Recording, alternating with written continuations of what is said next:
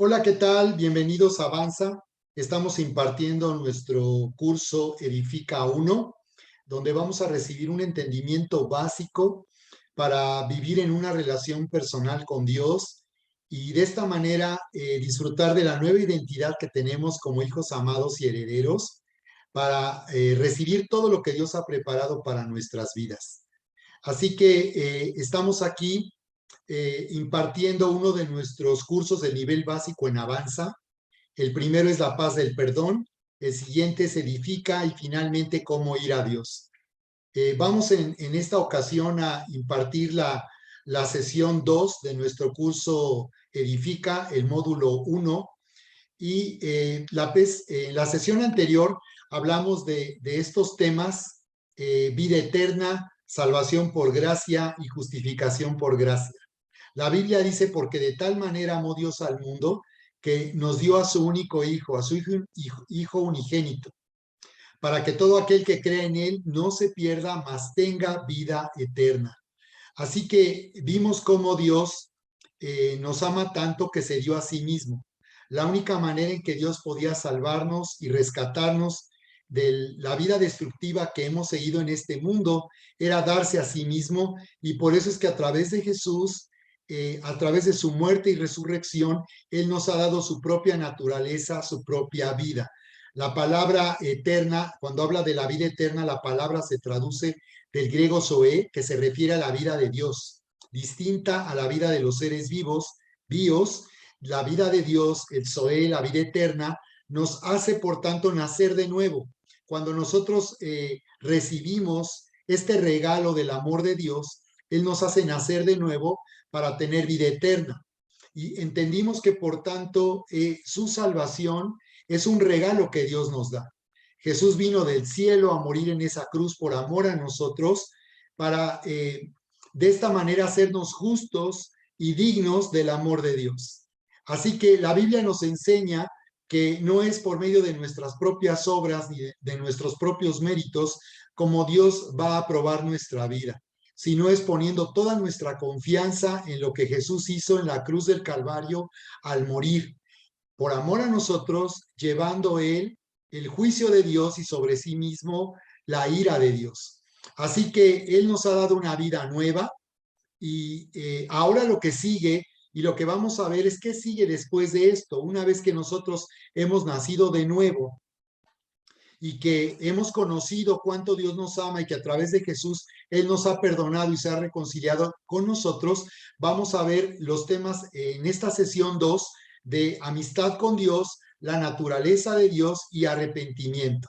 Entonces lo que vamos a ver en esta sesión es que Dios nos está llamando, después de haber nacido de nuevo, a disfrutar de una amistad permanente con Dios que nos mantenga unidos a Él y de esta manera vivir en una nueva identidad. Así que edifica consiste en construir la nueva identidad que Dios nos ha dado a través de Cristo Jesús, porque la vida cristiana no consiste en hacer que Dios haga algo. La vida cristiana consiste en abrir nuestros ojos a través de la luz de la palabra de Dios para entender lo que ya se hizo a favor de nosotros. Todo lo que Dios tenía que hacer para darnos vida nueva y abundante ya se hizo a través de Cristo Jesús. Así que al ir a su palabra, nosotros vamos a descubrir nuestra nueva identidad y todo lo que nos pertenece de acuerdo a lo que ya se hizo a través de Cristo Jesús. Muy bien, pues me gustaría compartir en pantalla con ustedes esta presentación para, eh, para seguir compartiendo los temas que vamos a ver el día de hoy.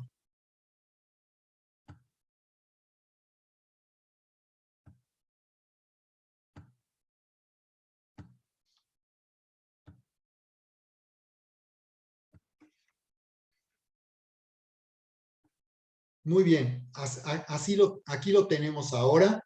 Lección número 4, la amistad con Dios.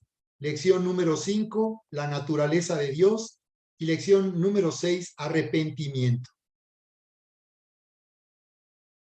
Vamos a hablar entonces de la amistad con Dios porque este es un entendimiento básico que necesitamos para poder vivir en una nueva identidad de hijos amados y herederos y recibir todo lo que Dios nos ha dado a través de Cristo Jesús. La Biblia dice lo siguiente en el libro de Job 22:21. Vuelve ahora en amistad con él y tendrás paz y por ello te vendrá bien. Entonces nos está diciendo que al regresar, al volver en amistad con Dios, al reconciliarnos con Dios, tendremos paz. Ya entendimos entonces en la sesión anterior que a través de Jesucristo hemos sido reconciliados y perdonados y ahora ya no somos pecadores, sino somos hijos amados y herederos de Dios. La Biblia dice que entonces damos comienzo a una amistad con Dios, porque la Biblia dice que nosotros estábamos separados de Dios, viviendo lejos de Dios, ajenos a la vida de Dios. Pero ahora que hemos nacido de nuevo, ahora que tenemos vida nueva y abundante, damos comienzo a vivir una amistad con Dios. Dice que al vivir unidos en una amistad con Dios, vamos a tener paz. En el Antiguo Testamento, la palabra paz se traduce de la palabra hebrea shalom. Y el shalom describe el bienestar completo y total que vamos a tener al vivir una relación de amistad con Dios. Este bienestar total comienza con haber sido perdonados, el tener paz con Dios, el tener armonía con Dios, y después el shalom de Dios se extiende a un bienestar completo en nuestra vida emocional y aún en nuestra salud, en nuestro cuerpo y en nuestras relaciones personales. Así que el shalom de Dios describe y abarca todo lo que necesitamos en este mundo para disfrutar de vida nueva y abundante. Dice que por ello te vendrá bien. Así que al vivir en amistad con Dios, al vivir conectados con Dios, dice que nos va a ir bien en la vida, vamos a ser prosperados porque estaremos disfrutando del shalom, del bienestar completo de Dios para avanzar en este mundo y recibir nuestra herencia de bendición a través de Cristo Jesús. Bien, necesitamos para entender de qué manera ha comenzado esta amistad con Dios a través de Jesucristo, necesitamos entender lo que sucedió en el comienzo, en la creación, y veremos cómo el hombre, lamentablemente, después de haber sido creado por Dios, el hombre rompió su relación con Dios y quebró la amistad con la cual Dios le había hecho. Voy a leerles en la Biblia, en el Génesis capítulo 1, verso 26, lo que nos dice la Biblia en los comienzos. La palabra Génesis significa comienzos. Y tú puedes ir a tu Biblia y leer, yo te recomiendo que leas las escrituras para que tú puedas entender lo que sucedió en el comienzo. Dice aquí en Génesis capítulo 1, verso 26, entonces dijo Dios, hagamos al hombre conforme a nuestra imagen, conforme a nuestra semejanza, y señoré en los peces del mar, en las aves del cielo, en las bestias, en toda la tierra, y en todo animal que se arrastra sobre la tierra. Y creó Dios al hombre a su imagen, a imagen de Dios lo creó, varón y hembra los creó, y los bendijo Dios, y les dijo, fructifiquen y multiplíquense, llenen la tierra y sojúzguenla, señoreen en los peces del mar, en las aves de los cielos, y en todas las bestias que se mueven sobre la tierra. Así que podemos ver que en el comienzo Dios, como creador de todas las cosas, era el dueño de toda la creación, pero él creó al hombre para darle al hombre dominio sobre todas las cosas que él hizo. Dice la Biblia que él hizo al hombre a su imagen y semejanza. Así que el hombre representaba a Dios ante toda la creación para gobernar sobre toda la creación. Dice la Biblia que Dios le dio la instrucción al hombre y a la mujer de señorear y sojuzgar. Eso nos habla de autoridad y poder. ¿Qué fue lo que sucedió entonces en el comienzo? Que el hombre arruinó la creación de Dios porque la Biblia dice cómo la mujer fue engañada por la serpiente, aquí en Génesis capítulo 3, verso 1.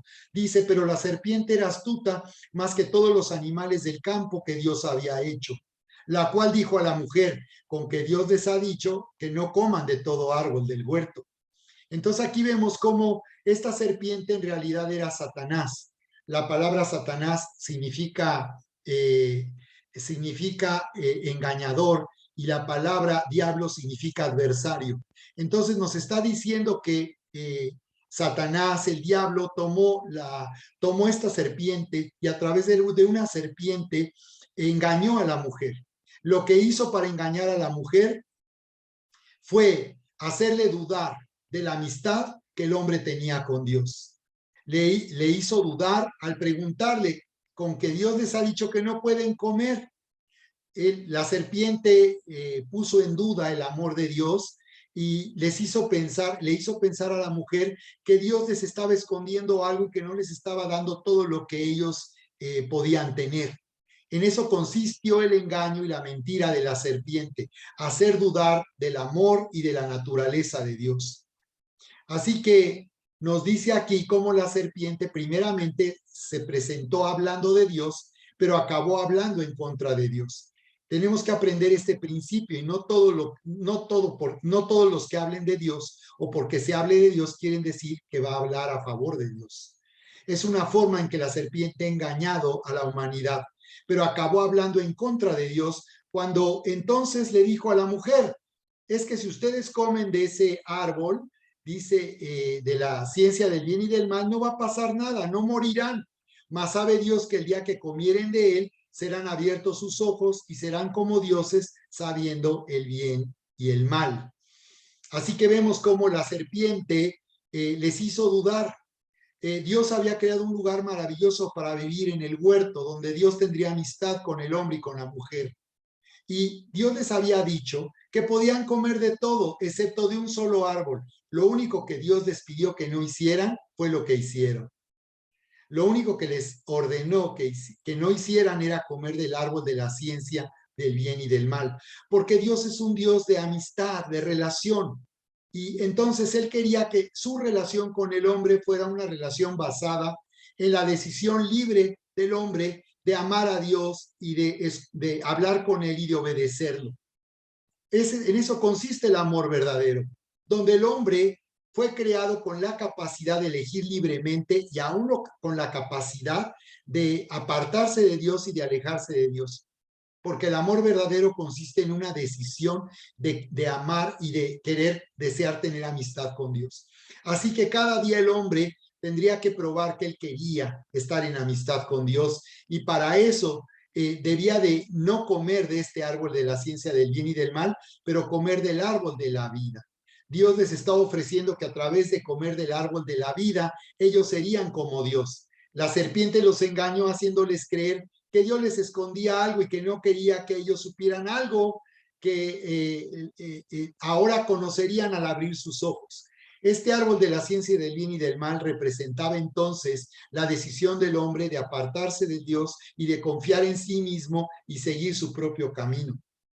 Por eso es que la Biblia dice que de esta manera fue como entró el pecado en el mundo y con el pecado también entró la muerte. Es decir, el hombre al comer de este árbol fue engañado por la serpiente y tomó la decisión de escuchar la voz de la serpiente y de ignorar lo que Dios les había dicho.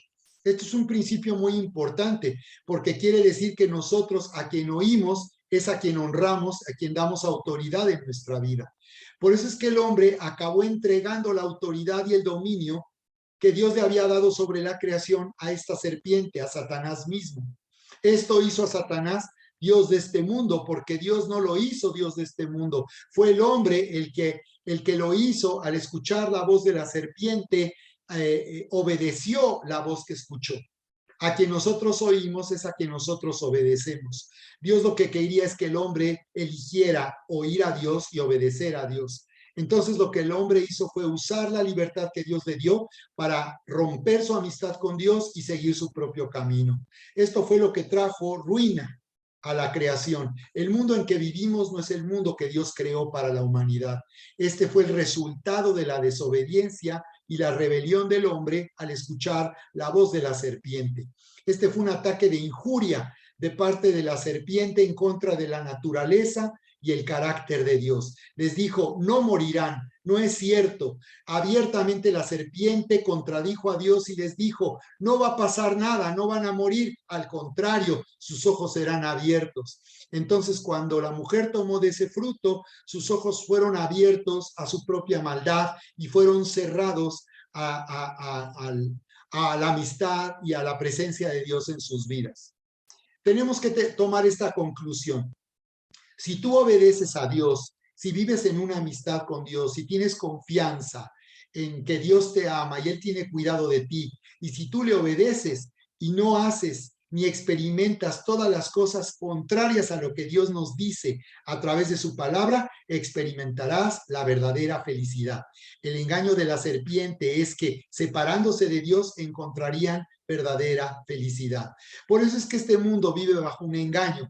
Dice la Biblia que Satanás es como el Dios, es el Dios de este siglo que ha engañado a la humanidad, haciéndole creer que apartándose de Dios, viviendo lejos de Dios y viviendo en contra de lo que Dios establece en su palabra, es como van a encontrar verdadera felicidad. Esta felicidad que este mundo ofrece en realidad está destruyendo a la humanidad. Así que el engaño del enemigo consistió en romper su relación con Dios, romper la amistad con Dios y provocó, por tanto, enemistad con Dios. Esto es lo que sucedió en el comienzo y por esa razón es que era necesario que Jesús viniera del cielo, viniera a tomar forma de hombre para morir en esa cruz por amor a nosotros. ¿Cómo entonces podemos darnos cuenta que vivimos enemistados con Dios? ¿Cómo darse cuenta de la realidad y reconocer el resultado de que hemos nacido en este mundo separados de Dios? Por eso las personas, desde que nacemos en este mundo, en nuestra conciencia, nos sentimos lejos de Dios. Y la religión se vuelve inútil para unirnos nuevamente a Dios, porque aunque haya personas religiosas, todavía tú te sientes separado y lejos de Dios, y la religión no es suficiente para que tú puedas reconciliarte con Dios. Esto se debe a que hemos nacido en esa condición y solamente a través de Jesucristo podemos reconciliarnos con Dios. Por eso la Biblia dice que de tal manera amó Dios al mundo y que nos dio a su Hijo unigénito, a su Hijo único, para que todo aquel que crea en Él no se pierda, mas tenga vida eterna. ¿Cómo darnos cuenta de la realidad? Por eso Dios promulgó a través de Moisés al pueblo de Israel la ley, una ley que está resumida en los 10 mandamientos y a través de estos 10 mandamientos podemos darnos cuenta que somos incapaces de obedecer a Dios y de vivir la vida que Él demanda y que a Él le agrada. Por eso dice aquí la Biblia en Romanos 7:13, entonces lo que es bueno vino a ser muerte para mí, dice aquí, como lo bueno que es la ley, los 10 mandamientos, por ejemplo, la ley dice no mentirás. Y como cuando nosotros mentimos a través de lo bueno, esto viene a causarnos muerte. La ley es buena y la ley sigue estando vigente y sigue a través de la ley mostrando Dios su naturaleza, porque Él es un Dios santo y perfecto. Así que como cuando nosotros mentimos, esto viene a ser muerte. Dice, lo bueno viene a traer muerte y dice, en ninguna manera. Lo bueno, como es la ley, no trae muerte, pero el pecado es lo que trae la muerte. Es decir, a través de la ley, nosotros sabemos que mentir cuando hemos mentido, esto es pecado. La palabra pecado se traduce de la palabra griega amartia, que significa fallar, no dar en el blanco, salirse del camino. ¿Cómo podemos saber nosotros que hemos pecado y que algo que está mal en nuestra vida es pecado? Porque dice que el pecado provoca muerte en nosotros y a través de la ley es como nosotros podemos saber qué es pecado para Dios y nos separa de Dios porque Él es un Dios santo, Él es un Dios perfecto, Él es un Dios de amor. Entonces, en otras palabras, nos está diciendo que cuando fallamos, cuando pecamos es porque hemos dejado de amar o no estamos viviendo en el amor de Dios. Dice que el pecado, dice que la ley fue dada para mostrarse el pecado, para conocer el pecado, porque el pecado nos separa de Dios. Porque dice, obró muerte en mí por lo que es bueno. Es decir, la ley y el mandamiento, no mentirás. Por tanto, trae muerte el pecado a nosotros, dice, a fin de que por el mandamiento el pecado llegue a ser sobremanera pecaminoso. Así que, por ejemplo, el mandamiento de no mentir hará que nosotros cuando pecamos y mentimos, hace que la mentira se vuelva pecaminosa y nos demos cuenta que mentir es pecado. Así que Dios es bueno, misericordioso y amoroso, y por eso es que a pesar de que Él sabe que nosotros éramos pecadores, sin embargo, Él nos amó, porque Él nos está llamando a vivir en una amistad permanente con Dios, en una amistad permanente con Dios. Mira cómo lo dice la primera carta de Juan, en el capítulo 1, versos 8, 9 y 10. Y tú vas a entender entonces cómo Dios se asegura a través del sacrificio de Jesús, a través del derramamiento de su sangre en esa cruz, que nosotros vivamos en una amistad permanente con Dios. Pero para ello necesitamos entonces reconocer que Dios ya resolvió el problema del pecado. Ya el pecado no es un problema para Dios. A través de Jesucristo hemos sido reconciliados y perdonados. El pecado ya no es un problema para Dios. El problema es si nosotros permanecemos en amistad con Dios. El pecado ya no es un problema. Mira cómo nos dice primera de Juan 1:8.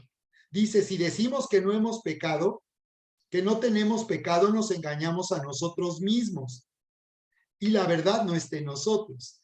Así que una persona dice que no hay pecado, no tiene pecado, se está engañando a sí mismo y la verdad no está en nosotros. Y luego dice el verso 10, si decimos que no hemos pecado, le hacemos a él mentiroso. Si decimos que no hemos pecado, le hacemos a él mentiroso. Si decimos que no tenemos pecado, o decimos que no hemos pecado, nos engañamos a nosotros mismos y le estamos diciendo que Dios está mintiendo cuando dice que nosotros hemos pecado. Así que entonces, ¿cuál es la respuesta de Dios a esta situación? Lo que nos dice el verso 9. Si confesamos nuestros pecados, Él es fiel y justo para perdonar nuestros pecados y limpiarnos de toda maldad.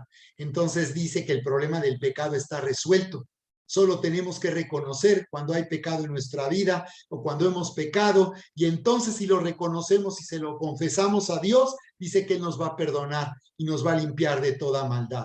¿Qué quiere decir esto? Que Dios se ha asegurado que a través de Jesucristo, que nos ha dado vida eterna, a través de Jesucristo, que nos ha salvado, nos ha perdonado y nos hemos reconciliado con Dios, a través de la justicia de Cristo Jesús, por la cual Él ya llevó la ira de Dios y el juicio de Dios sobre sí mismo, y ahora nos ha dado su justicia como un regalo para hacernos justos ante Dios, es que ahora nosotros, al reconocerlo, somos perdonados. Solo tenemos que reconocerlo y confesarlo. Ya no tenemos por qué vivir sintiéndonos indignos, culpables, avergonzados o sucios. Cada vez que nosotros fallamos, podemos confesar al Señor y Él va a perdonarnos, porque ya está resuelto el problema del pecado. Él nos ha dado un lugar donde nosotros estamos ya viviendo en amistad con Dios. Ahora lo que Él se asegura es que nada interrumpa nuestra amistad con Dios. Y que si hemos pecado y eso ha interrumpido nuestra amistad, de inmediato podemos ir a Él y confesarle y seremos perdonados. No tenemos que dejar de venir a la iglesia. No tenemos que alejarnos de Dios. Tenemos que más bien vivir en esa amistad permanente, porque Dios es un Dios de relación, Él es un Dios de amor. Él nos creó para vivir en amistad con Él. Dice la Biblia que Él se paseaba en medio del huerto a la luz del día. Quiere decir que Dios venía al hombre y le hablaba y tenía relación con Él. Esa es la amistad. Por eso yo les digo a los chavos que disfruten la amistad. Lo mejor y lo más importante en las relaciones es la amistad, porque en la amistad tú amas a las personas tal y como son y eres amado tal y como tú eres. No tienes que aparentar, no tienes que ser alguien que no eres para ser aceptado. Los verdaderos amigos te aceptan tal y como nosotros somos. Así es Dios con nosotros. Él sabe quiénes somos nosotros. Él sabe lo que compró cuando hizo morir a Jesús en la cruz del Calvario. Él sabe quiénes realmente somos y dice que nos amó así siendo nosotros pecadores. Pero dice que Dios, que es rico en misericordia, nos amó. Así que Dios lo que desea es que tú vivas en amistad permanente y que nada de lo que tú hagas o no hagas interrumpa tu amistad con Dios. Lo único que tienes que hacer es confesar y reconocer cuando nosotros fallamos y estaremos nuevamente viviendo en amistad con Dios. Si nuestra conciencia nos acusa, nuestro corazón nos acusa, si nos sentimos mal con Dios, lo que tenemos que hacer es tomar la preciosa sangre de Jesús. Representa el sacrificio en la cruz. Significa que Él ya pagó por nosotros y ahora Él nos ha perdonado y cada vez que fallamos Él nos perdona. Conclusiones. ¿En qué forma amistad con Dios nos hará vivir en una nueva identidad? pues vivir en amistad con Dios nos hará vivir en una nueva identidad, porque viviremos siendo amados por Dios. La amistad nos da la seguridad de que Dios nunca se separa de nosotros, nunca estará lejos de nosotros, a pesar de lo que hagamos o a pesar de que fallemos. Dios siempre se mantendrá en amistad con nosotros y estaremos disfrutando, por tanto, de su amor, de su bondad y de su misericordia. Así que lo que necesitamos es ser enseñados y aprender a vivir amados por Dios. Ahora es nuestra decisión vivir en amistad con Dios. Ya sabemos lo que tenemos que hacer y ahora se trata de crecer en esa amistad con Dios, porque la Biblia nos dice algo maravilloso en Juan capítulo 15, verso 15, y esto es lo que nos da influencia, cómo la amistad con Dios nos hace influyentes con las personas que nosotros conocemos. Tenemos que leer lo que nos dice Juan capítulo 15 en el verso 15 para entender cómo nuestra amistad con Dios nos hará influyentes, nos hará ser líderes para las personas que nos conocen. Dice aquí Juan 15:15, ya no les llamaré siervos, porque el siervo, el esclavo, no sabe lo que hace su señor. Un esclavo, un siervo, no se le da a conocer lo que hace el señor, lo que hace el dueño. Los planes del dueño no le son revelados al esclavo. El esclavo está ahí solo para obedecer al Señor. Pero dice Jesús, sino que les llamaré ahora amigos, porque todas las cosas que oí de mi Padre se las he dado a conocer. Así que ahora, como hijos amados y herederos, también somos sus amigos, que conocemos a Dios, sabemos quién es Dios, cuánto nos ama, el plan maravilloso que tiene para nuestras vidas y sabemos que su voluntad es buena, agradable y perfecta.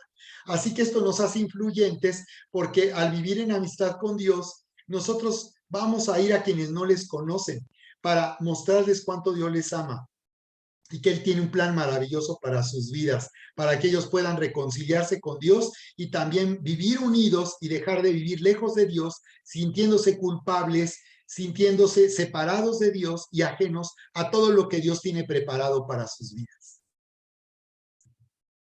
La Escritura nos dice entonces en primera de Juan 4:7, amados, amémonos unos a otros porque el amor es de Dios. Todo el que ama es nacido de Dios y conoce a Dios. El que no ama no conoce a Dios porque Dios es amor. Así que al nacer de nuevo, vamos a vivir en amistad con Dios y por tanto también viviremos amándonos unos a otros aquí en la iglesia, en la familia espiritual, y aún viviremos también amando a las personas en este mundo, porque Dios nos da esa capacidad ahora de tener amistad con las personas. Así que como conclusión, vivir en amistad con Dios nos hará ser parte de esta familia espiritual, amar a la gente de la iglesia, porque me vuelvo como Dios es, una persona que tiene amistad con otros, una persona que se da a sí misma como Dios se dio. Por eso Dios nos llama a vivir en una familia espiritual, en nuestra iglesia, en amor, porque es ahí donde nosotros vamos a crecer en el amor de Dios, siendo como Dios es, siendo amigos de todos. Dice, el que es amigo debe mostrarse como un amigo. Así que tú estás siendo llamado, por tanto, en esta amistad con Dios, a ser un amigo para los que te conocen. No tienes que esperar a que te busquen, a que te hablen. Tú vas a dar el primer paso. Te vas a acercar si el amor de Dios está en ti, porque dice que el que no ama es porque no conoce a Dios. Aquí habla de que el amor se manifiesta en las relaciones. El amor de Dios se manifiesta en que no somos indiferentes, apáticos, no tenemos una personalidad de poner barreras, de estar distantes. Una persona que conoce a Dios, entonces tiene el amor de Dios porque Dios es amor y vive en el amor de Dios amando a todos en la iglesia y también a los que te rodean. Muy bien, vamos a continuar entonces hablando de esta manera en la lección siguiente, que es la naturaleza de Dios. Lección número 5, la naturaleza de Dios. Y el objetivo es que al conocer a Dios y cómo es Dios, tendremos una relación positiva con Él.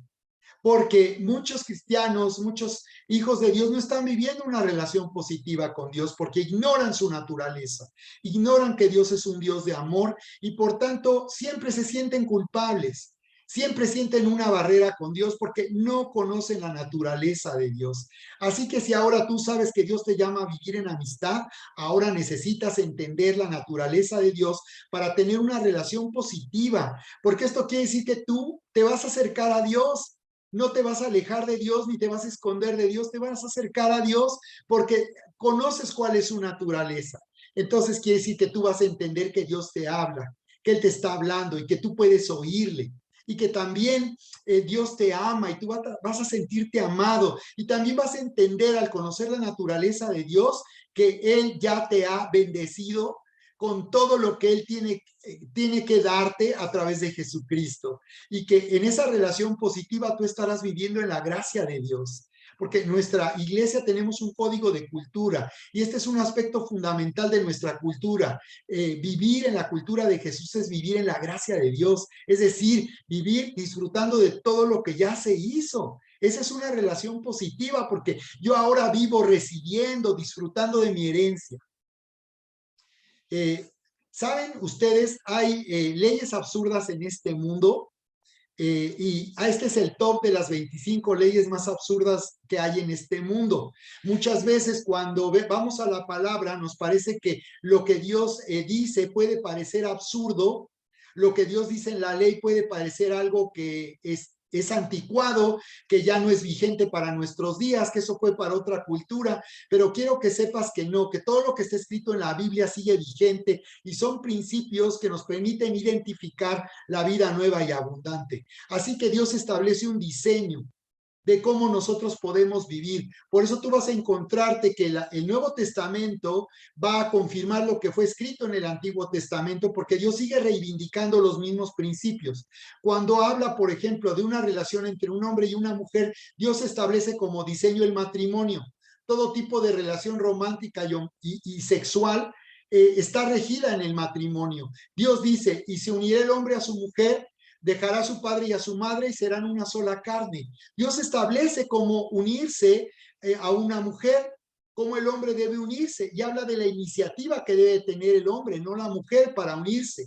Y Dios le llama eso matrimonio. Dios nos une el matrimonio de una forma romántica y sexual. Y ese diseño sigue vigente y Dios lo reivindica en el Nuevo Testamento. Así que los jóvenes deben de preguntarse qué es lo que Dios quiere para sus vidas, qué plan tiene para sus vidas. Pues el plan que tiene para tu vida es unirte a una mujer en matrimonio. Esa es la única manera que Dios ha diseñado y planeado para que tú puedas vivir una relación romántica y una relación de intimidad sexual. Entonces, mira, cuando vemos las leyes más absurdas del mundo, es difícil de entenderlo, pero en el caso de Dios tiene sentido y cuando tú entonces conoces la naturaleza de Dios, te vas a dar cuenta que Dios es bueno y que todo lo que Dios quiere para nosotros es bueno. El engaño de la serpiente consistió en hacerle creer a la mujer y luego al hombre que Dios no era bueno y que no todo lo que Dios quería era bueno para ellos. Pero aquí en la palabra vamos a identificar que todo lo que Dios quiere para nosotros es bueno. Todo lo que proviene de Dios es bueno. La Escritura dice que Él es el Padre de las luces, que de Él viene toda buena dádiva, todo buen regalo y todo regalo perfecto viene del Padre de las luces. Él no cambia, dice, en Él no hay sombra. Fíjate, aquí dice que en Vermont, en los Estados Unidos, las mujeres necesitan un permiso firmado de sus maridos para usar dentadura postiza. ¡Qué absurdo! ¿Y esa ley para qué es? Es absurdo, ¿no? También en la Florida hay una ley que dice que las mujeres solteras que salten en paracaídas los domingos pueden ser encarceladas. ¿Para qué se hizo esta ley? Parece absurdo. ¿Por qué en este caso se aplica una penalización de cárcel a las mujeres solteras que salten en paracaídas los domingos? No sé, me parece que quieren proteger a las mujeres de que no saltaran los domingos porque podían hacerse daño, morir, y pues la pena era una cárcel. Bueno, pues es absurdo. Estoy tratando de entender qué sentido tendría dar una ley como esta. En el Reino Unido, un hombre que se siente obligado a orinar en público puede hacerlo, siempre y cuando apunte hacia la rueda de su vehículo y mantenga su mano derecha apoyada en él. En Ohio, Estados Unidos, es ilegal tener un pez borracho. Es una ley absurda para empezar. ¿Quién puede saber que un pez está borracho y por qué sería ilegal que el dueño tenga un pez borracho? Esto es absurdo. Muchos piensan que lo que Dios dice en su palabra es absurdo, piensan que lo que dice la ley es absurdo, que eso ya está pasado de moda, que eso fue para otra cultura, para otros tiempos, que ya no sigue vigente en nuestros días porque tenemos una vida moderna que no, donde la sabiduría de Dios no aplica. Entonces, wow, tú tienes que entender la naturaleza de Dios y reconocer y darte cuenta que todo lo que Dios hace y todo lo que Dios nos dice es bueno para nuestra vida, va a traer bienestar, va a hacernos vivir una vida nueva y abundante. Así que la Biblia establece que la ley fue dada para que de esta manera pudiéramos identificar que cómo el pecado es destructivo y cómo cuando seguimos un estilo de vida pecaminoso, esto es destructivo para nosotros mismos. Así que no solo es un código moral, sino sobre todo Dios nos está cuidando y quiere que identifiquemos cuando seguimos un camino que va a hacernos daño y nos va a destruir. Dice, porque antes de la ley el pecado estaba en el mundo, pero no se tomaba en cuenta el pecado porque no había ley. Así que la ley fue dada para que se tomara en cuenta. Esto quiere decir que cuando nosotros fallamos y pecamos, se carga nuestra cuenta, tenemos una deuda. Y esto quiere decir que estamos siguiendo un camino destructivo, ¿verdad? Porque antes de la ley el pecado estaba en el mundo. Claro que antes de la ley ya había pecado, pero la ley fue dada para decir, esto es pecado, esto está mal, esto me va a causar un daño, esto me va a arruinar. Claro, para eso fue dada la ley. Y por eso Dios nos muestra que todos los pecados que cometimos fueron puestos bajo su cuenta. Él tenía que pagar. No había manera de que el hombre pagara por sí mismo. Nosotros no podíamos hacer ya nada después que pecamos y estábamos separados de Dios para poder resolver la situación. Estábamos en la peor deuda de este mundo. Por eso Jesús habla en Mateo 18 de esa historia de el rey que hizo cuentas con su siervo y dice que el mayordomo le había defraudado y había incurrido en una enorme deuda. Eso es lo que pasó, que nosotros podemos identificarnos con ese siervo, con ese mayordomo que estaba tan endeudado que dice que aún tenía que vender a su mujer y a sus hijos para pagar su deuda. Y nosotros de la misma manera estábamos tan endeudados con Dios, nuestra deuda era tan grande que no teníamos manera de poder pagarla. Ninguna buena obra, ningún sufrimiento haría que pudiéramos pagar esa deuda. Por eso Jesús vino del cielo y Dios dijo, pónganlo a mi cuenta. Jesús dijo, pónganlo a mi cuenta. Él murió en esa cruz y sufrió de una manera horrible y espantosa porque Él estaba cargando por nuestra cuenta, pagando nuestras deudas con Dios, pagando por nuestros pecados y nuestras maldades. Así que la Biblia insiste, antes de que Dios diera la ley, todo el mundo pecaba. Pero cuando no hay ley, no se puede acusar a nadie de desobedecerla. Claro, si no hay ley, no hay manera de desobedecer, no hay manera de acusar a nadie. Toda la ley fue dada para que nos diéramos cuenta de las deudas que teníamos con Dios y de que por tanto necesitábamos un Salvador. Necesitábamos a alguien que viniera y pagara. Esto habla de la naturaleza de Dios. ¿Por qué Dios tendría que enviar a su Hijo al mundo? ¿Por qué Jesús tenía que morir por nuestros pecados? Él no tenía por qué hacerlo. Él no estaba obligado a hacerlo. El hombre ya había echado a perder todo, había perdido su oportunidad. Nosotros deberíamos de estar todos condenados por toda la eternidad, pero Dios no dejó las cosas así. Aún él sabía que esto iba a ocurrir.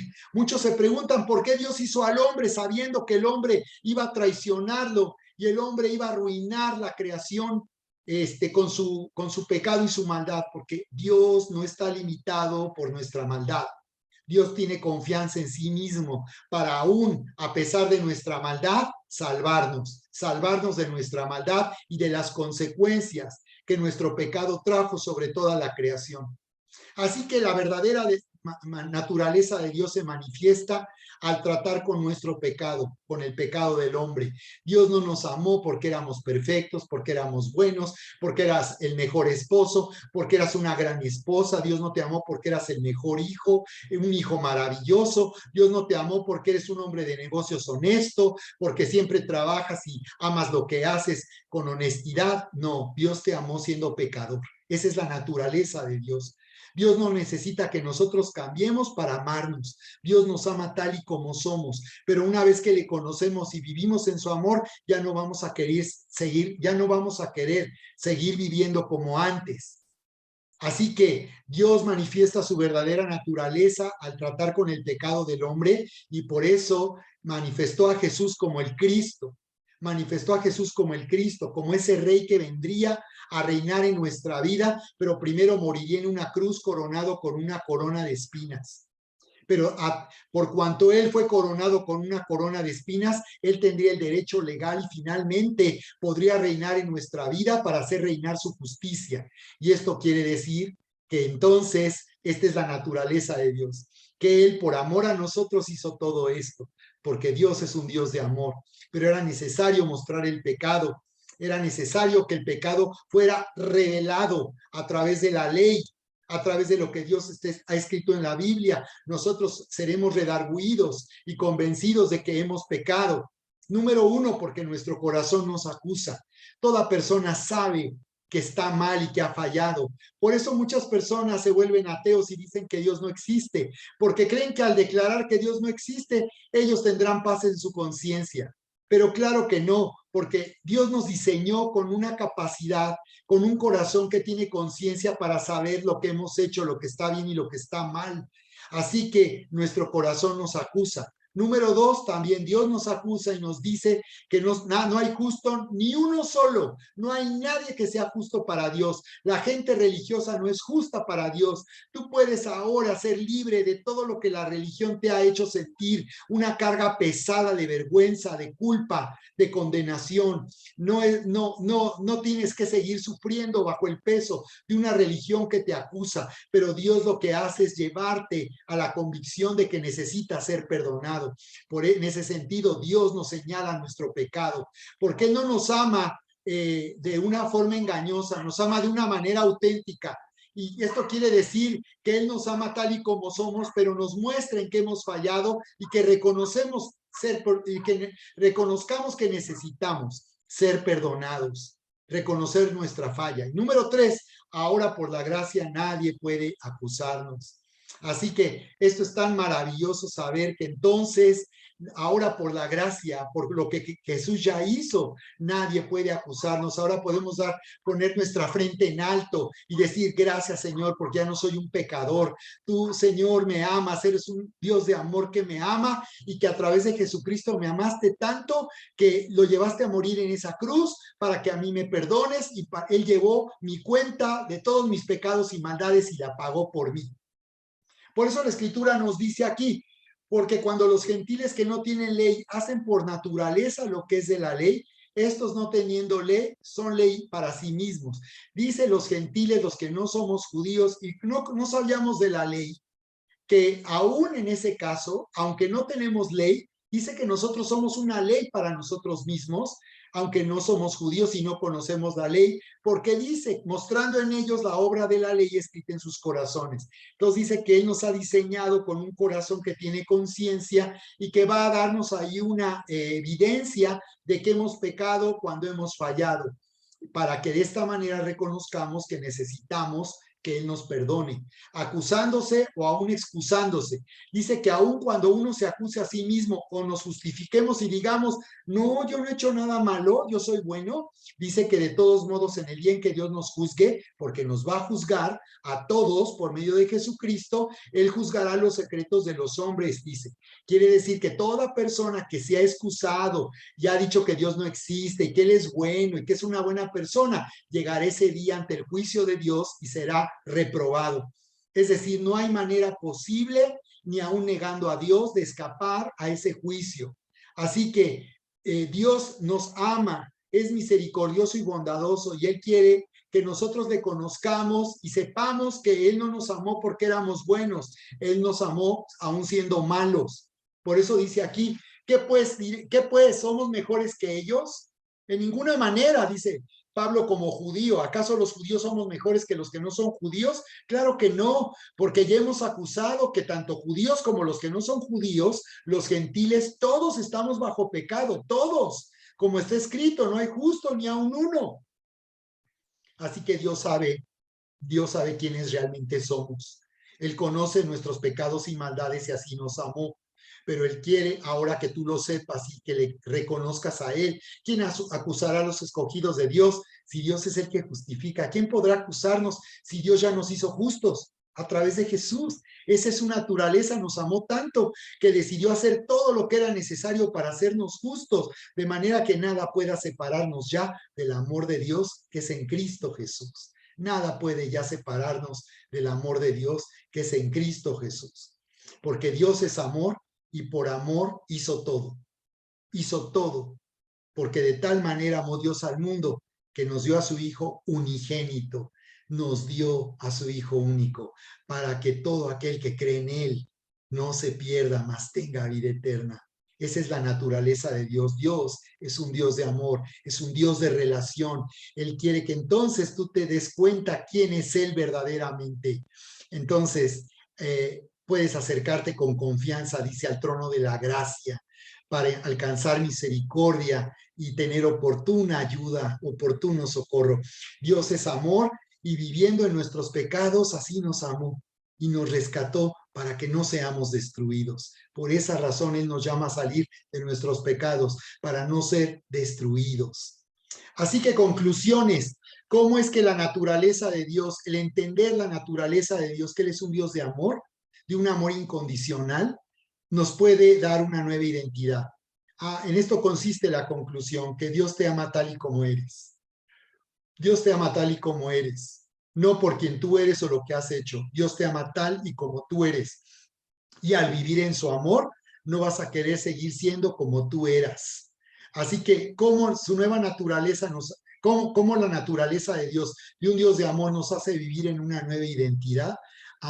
Porque ahora entiendo que Dios me ama no porque yo no era pecador, sino siendo pecador. Pero ahora, por cuanto Él me amó a través de Cristo, ahora Él me ha hecho su Hijo amado y el dueño de todo lo que le pertenece a Él, de tal manera que ahora viviendo en su naturaleza, en esa vida nueva y abundante, tú ya no vas a amar lo que antes amabas. Y lo que tú no querías, ahora lo vas a amar. Por esa razón tú vas ahora a amar, servir a Dios. Porque nuestra vida al nacer de nuevo tiene un propósito y no podemos cumplir ese propósito si no servimos a Dios. Por eso ese refrán es cierto, ¿verdad? El que no vive para servir, no sirve para vivir. El que no vive para servir, no sirve para vivir. Dios te ha hecho nacer de nuevo y te ha dado vida nueva para un propósito. Y por esa razón ahora tú vas a querer amar sirviendo a Dios, tú vas a servir a Dios, tú vas a querer darle a Dios. Por eso le honramos con el diezmo y la ofrenda, porque ahora es algo que no queríamos hacer, amábamos el dinero y siempre estábamos viendo por nuestros intereses, pero ahora no nos importará. Ahora que conocemos la naturaleza de Dios, ahora le amamos y hacemos algo que antes no queríamos hacer, como el dinero, como honrar a Dios con el dinero y dar a Dios lo que es de Dios. Y también por eso es que ahora vamos a querer también perdonar a otros y restaurar y reconciliarnos con otros, aún los que nos han hecho mal, porque ahora vamos a querer vivir en paz y vivir, por tanto, libres de la maldad y del daño que otros nos hicieron. Y entendemos que ahora perdonando es como eso va a suceder. Y por otro lado, tú así vas a abandonar cosas que antes querías. Por esa razón, nosotros podemos decirte y podemos ver en tu vida lo que tienes que dejar, pero Dios primeramente te lo hará saber y te hará saber algo que no es bueno para ti, que te puede causar daño y puede destruirte. Ahora, cosas que no querías, las vas a querer hacer. Cosas que antes no querías, las vas a amar. Y cosas que antes amabas, tú las vas a abandonar, porque en eso consiste ahora vivir una nueva identidad en la naturaleza de Dios. Y también esto nos hace influyentes, porque esta nueva naturaleza hace que nosotros vayamos a los que nos conocen para darles esta gran noticia, esta buena noticia, que Dios les ama tanto y que ahora pueden acercarse a Él a pesar de lo que hayan hecho en la vida. Al conocer la naturaleza de Dios, esto nos hace influyentes, nos hace líderes, porque dice que los que viven en la luz, dice, los que somos hijos de luz y vivimos en la luz, dice, vamos a ir adelante en este mundo. Así que tenemos respuestas para aquellos que viven lejos de Dios y no saben qué pueden hacer para volver a Dios. Nosotros tenemos la respuesta y Dios te está llamando a que te actives en este tiempo, a que compartas con aquellos que no le conocen. Tú puedes ofrecerles, enseñarles de manera personal este curso para que ellos se den cuenta que ahora ellos, a pesar de lo que hayan hecho, Dios les ama. Y Dios les ha perdonado y se ha reconciliado con ellos, pero que también de la misma manera en el amor de Dios ya no querrán vivir como vivieron antes. Ahora van a desear vivir una vida nueva y abundante. Así que es tiempo de activarnos en este discipulado para compartir estas buenas noticias y ser una luz que alumbra en medio de la oscuridad. Y finalmente vamos a hablar del tema final, que es arrepentimiento, que se refiere a que para iniciar o permanecer en una relación correcta con Dios es necesario un cambio en nuestra manera de pensar y en nuestra actitud para acercarnos a Dios en lugar de alejarnos. ¡Wow! Esto está padrísimo, ¿no? Entonces, este tema es muy importante tener este entendimiento porque de esta manera dejaremos de pensar que no podemos estar tan cerca de Dios o alejarnos de Dios o vamos a entender por qué es nuestra responsabilidad acercarnos a Dios. Si tenemos un cambio de nuestra mentalidad, necesitamos una mentalidad gobernada, inspirada por la gracia de Dios y por tanto abandonando nuestra vida antes, cuando no le conocíamos y estábamos lejos de Dios. Así que hablar de arrepentimiento es hablar de un cambio de mentalidad. Por eso tenemos que considerar lo que dice la Escritura cuando habla de la historia del hijo perdido, del hijo pródigo. Dice cómo Dios trabaja en nuestra vida como lo hizo con este hijo perdido. Esta fue una historia que contó Jesús para darnos a conocer el amor de Dios y cómo Dios nos ama tanto que Él es el que nos guía al arrepentimiento. La Biblia dice que Dios nos guía al arrepentimiento. Él toma nuestra mano y nos lleva para volvernos a Él. Esta es una obra que solamente Dios puede hacer. Por eso cuando tú oras por alguien para que le conozca, lo que estás haciendo es abrir los cielos para que Dios se manifieste en la vida de una persona y le haga volver en sí. ¿Qué fue lo que nos sucedió a nosotros? Dios vino a nuestra vida y cuando Él se manifestó, Él fue una luz. Y esto quiere decir que dejamos de estar ciegos y nuestros ojos se abrieron para darnos cuenta que estábamos en un camino equivocado. Nadie puede reconocer por sí mismo que está en un camino equivocado y que está lastimando su vida y haciéndose daño a sí mismo y se está destruyendo. Por eso tú vas a ver cómo las personas que viven en adicciones, que son alcohólicos o drogadictos, tú vas a entender por qué no pueden abandonar esa clase de vida. Ellos te dirán, no, yo puedo dejar eso cuando yo quiera, pero nunca lo dejan porque son esclavos de esas adicciones. Y la razón es por eso. La razón es por eso, porque no tienen poder para poder romper esa atadura y esa esclavitud. Y la razón es porque, desde luego, no pueden darse cuenta, no pueden ver que su vida ya ha sido liberada por el poder de Dios a través de Cristo Jesús. Por eso tú verás que las personas están ahí metidas porque no se dan cuenta del daño que se están haciendo. Ya cuando empieza a tener consecuencias, es cuando entonces las personas quieren recapacitar, pero no tenemos que llegar al punto de que nuestra vida esté en peligro para darnos cuenta que tenemos que dejar una adicción y aún, aunque quieran, no tienen poder para abandonar esa adicción. Entonces, ¿cómo Dios trabaja? Él nos lleva al arrepentimiento. Primero abre nuestros ojos para darnos cuenta que ese camino es destructivo y por otro lado abre nuestros ojos para que veamos que tenemos el poder que necesitamos a través de Cristo para romper con esa esclavitud y ser libres. Eso fue lo que pasó con el hijo perdido aquí en Lucas 15, 17 al 19. Léelo conmigo, dice, y volviendo en sí, eso es algo que Dios solamente puede hacer. Es decir, él fue despertado, él tomó conciencia otra vez de lo mal que él estaba, porque se ve que él no tenía la conciencia.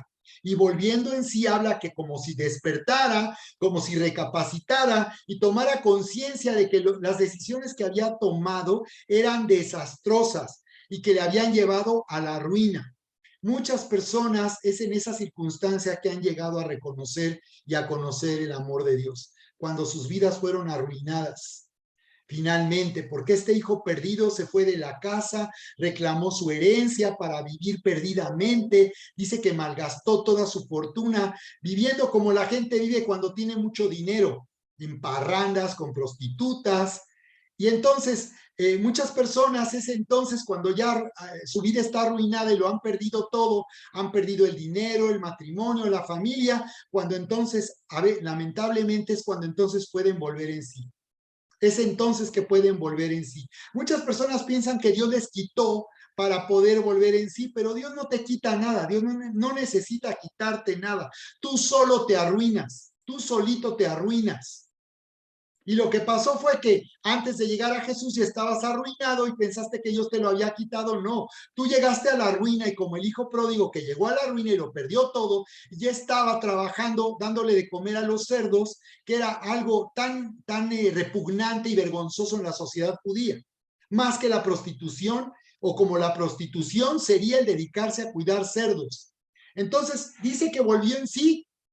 Hay personas que nunca vuelven en sí y se amargan contra Dios porque en vez de recapacitar y reconocer que tomaron malas decisiones y que arruinaron su vida, le echan la culpa a Dios de lo que ellos hicieron. Todo esto te permitiría con sabiduría hablarle a las personas que te conocen y que se hacen estas preguntas o que no tienen respuestas y que acusan a Dios y lo hacen responsable a él de su propia ruina. Aquí este hijo perdido tuvo la capacidad que Dios le dio, le hizo volver en sí y él se dio cuenta que nadie le había quitado nada, él se había arruinado por sí mismo y se dio cuenta que estaba sufriendo porque quería. Sufres porque quieres. Porque dice que volviendo en sí dijo, oye, ¿qué hago aquí cuando en la casa de mi padre hay abundancia de pan? No, me voy a ir de aquí, voy a buscar a mi papá y decir que me contrate como uno de sus jornaleros, al menos allá voy a poder sobrevivir y comer. Eso pensó el hijo. Él estaba arrepentido de las decisiones que había tomado. Si quieres, se arrepintió para poder sobrevivir, pero se arrepintió. Entonces, cuando llegó a la casa del padre, dice que estando lejos, el papá estaba parado en la puerta de la casa y corrió hacia su hijo, lo abrazó, lo besó. Entonces le dijo, padre, no soy digno de ser llamado tu hijo. Él se arrepintió, se dio cuenta que lo que había hecho era vergonzoso e indigno de su padre. Así que le dijo, no soy digno. Y después que le dijo eso, el padre lo interrumpió y le dijo, hey, dio la orden, traigan para mi hijo el mejor vestido y vístanle, pongan calzado en sus pies y un anillo en su mano. Porque dice que el papá lo abrazó y le besó cuando el hijo venía todo harapiento y apestando a cerdo porque pues, estaba con los cerdos, pero al padre no le importó. Esa es la gracia de Dios, ese es el amor de Dios. Fíjate cómo Él está trabajando para hacernos volver hacia Él si no le conocemos, o está trabajando para hacernos volver a Él cuando habiéndole conocido, vivimos como si no le conociéramos. Entonces dice como una vez que Él se arrepintió, lo que hizo el hijo perdido es recuperar su posición. Recuperó su posición. Dios por eso nos lleva al arrepentimiento. Cada vez que seguimos un camino destructivo, donde pecamos en contra de Dios, en contra de los que amamos, y nos hacemos daño, Dios lo que hace es llevarnos a recuperar la posición que teníamos. Lo que el padre le demostró a su hijo es que él nunca había dejado de ser hijo, que su identidad nunca la había perdido por causa de su comportamiento, que a pesar de todo lo mal que hizo, él seguía siendo su hijo y seguía siendo amado. Qué maravillosa historia. Los judíos religiosos esperaban que Jesús terminara esta historia decretando un apedreamiento a muerte del joven, porque eso es lo que se hacía. La ley establecía que un hijo contumaz y rebelde debía ser debía ser juzgado y matado a pedradas. O sea, esa es la sentencia que debe recibir un hijo contumaz y rebelde, dice. Pero Dios finalmente, en su naturaleza, es tan bueno que Él nos hace conocer lo grave de este delito para hacernos saber que Él nos ha perdonado y que Cristo fue apedreado por eso. Es decir, murió en la cruz por causa de ese pecado. Así que lo que al arrepentirse consiguió el hijo fue recuperar su posición. Por eso es que si nosotros confesamos nuestros pecados, Él nos va a perdonar y limpiar de toda maldad. Y hará que otra vez tengamos ese lugar de honor, porque al hacernos sus hijos amados y herederos, Dios nos ha dado un lugar de honor. Ha dado un lugar de honor para que nosotros recuperemos esa posición y por tanto esa autoridad, hijos amados y herederos. Así que necesitamos, por tanto, volvernos a Dios cada vez que fallamos y Él nos va a perdonar para mantenernos en esa posición y por tanto vivir empoderados, vivir ejerciendo la autoridad y el poder que Dios nos ha dado. Bien, conclusiones. ¿En qué forma esto trae una nueva identidad a nuestra vida? ¿En qué forma? En que viene un cambio en nuestra mentalidad. ¿En qué forma el arrepentimiento nos lleva a vivir una nueva mentalidad, una nueva identidad? El arrepentimiento hace que vivamos en una nueva identidad por cuanto nosotros tomamos una nueva mentalidad. Cambiamos nuestra mentalidad, nuestra manera de pensar y dejamos de tener conflictos con la voluntad de Dios, dejamos de rechazar lo que Dios hace porque Él es bueno. Y al arrepentirnos hacemos que nuestra mentalidad cambie y podamos identificarnos con todo lo que Dios hace, con todo lo que Dios dice, abrazarlo, recibirlo y disfrutar todo lo que Dios hace porque Él es bueno. Así que el arrepentimiento nos hace recuperar nuestra posición para poder vivir de vida nueva y abundante, porque Dios también nos dice en qué consiste la vida nueva y abundante. Necesitamos arrepentirnos de seguir viviendo como antes en el mundo, ¿verdad? Y reconocer la nueva cultura, la cultura de Jesús, que es la forma de vida que Él ha preparado para nosotros. Finalmente, ¿cómo esto nos hará influyentes? ¿Cómo el arrepentimiento nos hace influyentes? Porque al hablar a los que no nos conocen, al hablar a los que nos conocen del amor de Dios, vamos a provocar en ellos un cambio en su manera de pensar. Si tú les hablas del amor de Dios, si tú les hablas de cómo, a pesar de que éramos pecadores, Dios nos amó y tú te incluyes, ellos van a cambiar su manera de pensar y van a darse cuenta que este no es un Dios que los está rechazando, sino es un Dios que a pesar de todo lo que hemos hecho nos sigue amando, pero que ya lo arregló a través de Cristo Jesús. Así que tú vas a impactar, vas a tener influencia, vas a darle esperanza a los que piensan que Dios no los puede perdonar ni los puede amar por todo lo que han hecho en la vida. Ellos van entonces a darse cuenta que pueden acercarse a Dios y ser reconciliados con Dios. Muy bien, pues de esta manera quiero terminar en esta sesión 2 y quiero invitarte para que hagas tu estudio personal. Te quiero pedir que tú asignes un horario porque los mentores que hemos asignado para que te apoyen, tengan cuidado de tu vida espiritual, lo que están haciendo es ver y darte el soporte que tú necesitas. Así que para que podamos cumplir nuestra meta de la semana, necesitamos asignar un horario. Dile a tu mentor cuál es el horario que tú tienes ya planeado y de esa manera no va a haber excusa porque tú ya tienes un horario, revisa tus tiempos y date cuenta cuál es el día y la hora que más te conviene para dedicarte a tu estudio personal. Lo siguiente es que reportes tu estudio, tu meta de la semana en nuestro chat, que ahí no necesito que me manden las respuestas, solamente lo que tienes que hacer es reportarnos si hiciste tu estudio personal de estas 3 lecciones. Al final de cada lección vienen preguntas que te van a permitir meditar, formar convicciones acerca de estos temas que hemos tratado y después tú mismo te vas a autoevaluar. Al final de las preguntas vienen ya las respuestas. Esto no es una escuela, esto es un discipulado. No es como en la escuelita que te reprobaban o sacabas 10. Aquí tú te tienes que evaluar. Se trata de que tú identifiques si las respuestas que tú diste en qué estaban equivocadas, qué fue lo que no entendiste bien. Y al contrastar con las respuestas, tú te vas a dar cuenta cuál era la respuesta correcta y lo que tienes que aprender en este caso. Tú mismo vas a evaluar tu propio aprovechamiento y entendimiento. Cuando nosotros no damos la respuesta correcta, aprendemos más, porque ahí contrastamos qué es lo que no entendimos bien y acabamos entendiéndolo bien. Así que, bueno, pues te animo para que hagas tu estudio personal, te pongas en contacto con tu mentor y le estés informando de tu avance y de tu progreso. Y también si tienes alguna necesidad para que podamos apoyarte. A través de este equipo de mentores yo estoy dando un seguimiento, asegurándonos de que no solamente estés haciendo, dedicando tiempo, porque tiempo es para ti, es para que tú lo disfrutes. Es maravilloso tener un tiempo donde tengamos intimidad con Dios a través de su palabra y a través de su presencia al hacer un estudio personal. Y finalmente, pues tú serás el que más aprovecha. Así que te invitamos para que te actives en nuestro discipulado y a través de las conclusiones tú te estés activando y sirviendo al Señor para alcanzar a otros y poder llevarlos a que conozcan el amor de Dios y comenzar a darles el seguimiento que también ellos necesitan. Bien, pues te invitamos para que te conectes en la próxima. Seguimos en contacto. Les amamos.